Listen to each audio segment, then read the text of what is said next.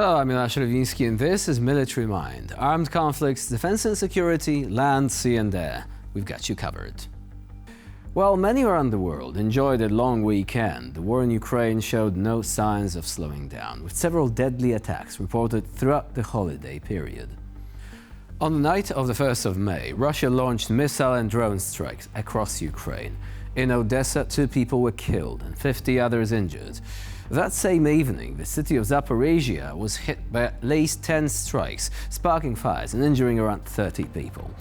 Overnight into the 2nd of May, Ukraine reportedly targeted a military space reconnaissance unit in Russia's Stavropol region using drones. Ukrainian drones also struck military sites in occupied Crimea. Later that evening, Russian forces attacked Kharkiv. 1 person was killed and more than 50 others were injured. Several residential buildings and a kindergarten were damaged, according to Ukrainian officials. On the night of the 3rd of May, Russia's Novorossiysk was attacked by Ukrainian drones. The target was the port, according to the Russian Defense Ministry. The next night, Kiev came under attack from the Russians. Russian drones caused fires and damage in 3 districts of the capital. 11 people were reported injured. And on Sunday, the 5th of May, drone attacks in Russia's Kursk and Belgorod regions left 5 people injured. Meanwhile, Moscow Mayor Sergei Sobyanin stated that on the night of the 5th of May, 4 drones flying towards Moscow were shot down near Podolsk. According to him, there were no casualties or damage. Moving on to the front line, according to Ukraine's general staff, the intensity of hostilities has increased significantly over the past week. According to the outlet Deep State, this indicates a Russian intention to increase military activity until victory is achieved. The most active region for Russian assaults over the last few days was the area around Pokrovsk.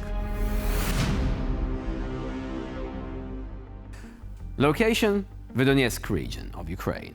Sleep here is a luxury that is to be indulged in by one very carefully indeed.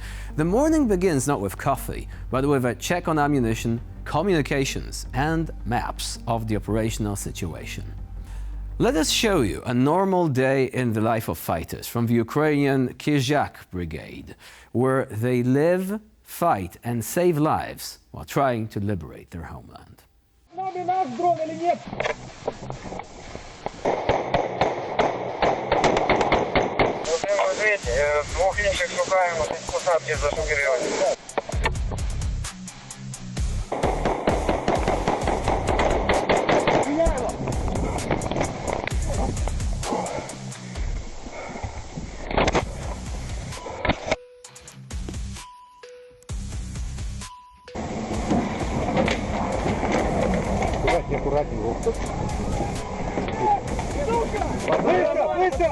Давай, сейчас.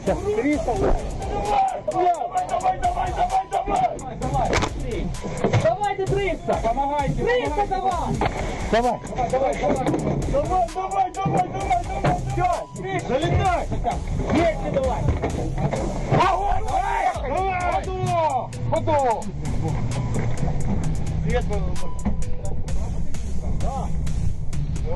Десант! Десант! Сегодня утром залетело в 8 ранку. У кого сигарета есть? Здорово. Спасибо. Мужики, будем фоткаться? Так, тихо, бабак. Честно, вот то, что мы срались, то хуйня. А я рад очень сильно, что с вами именно тусовался.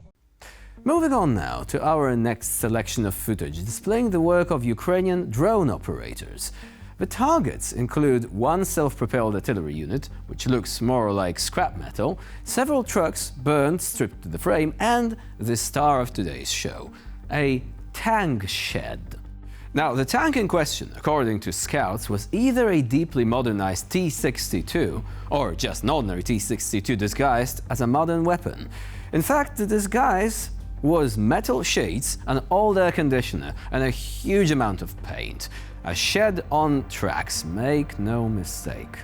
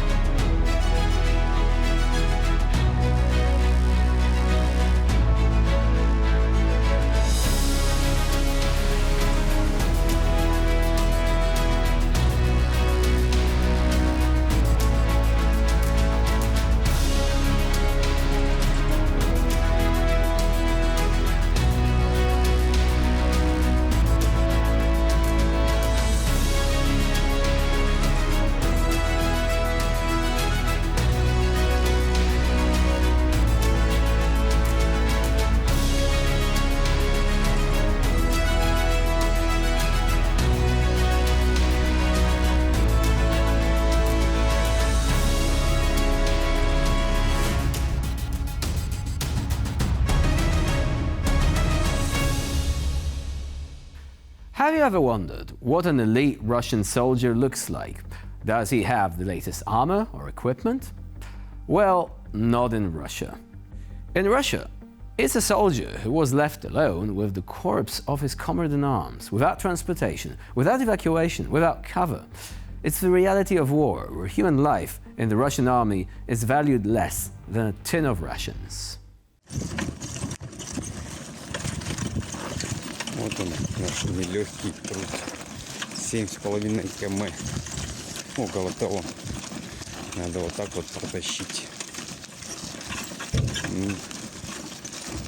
Уже подходит к концу наше сегодняшнее путешествие.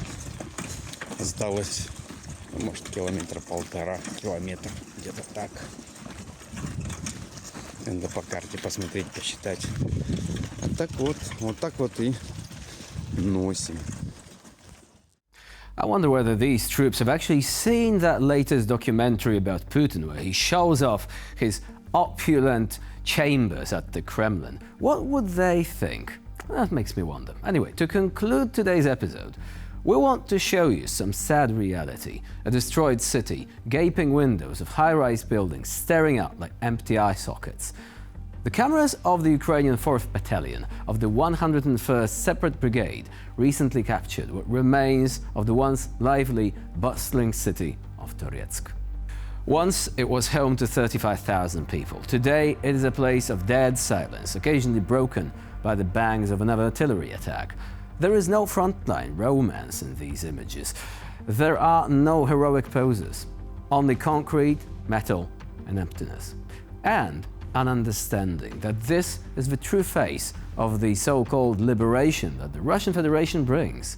Systematic cold destruction, street by street, basement by basement.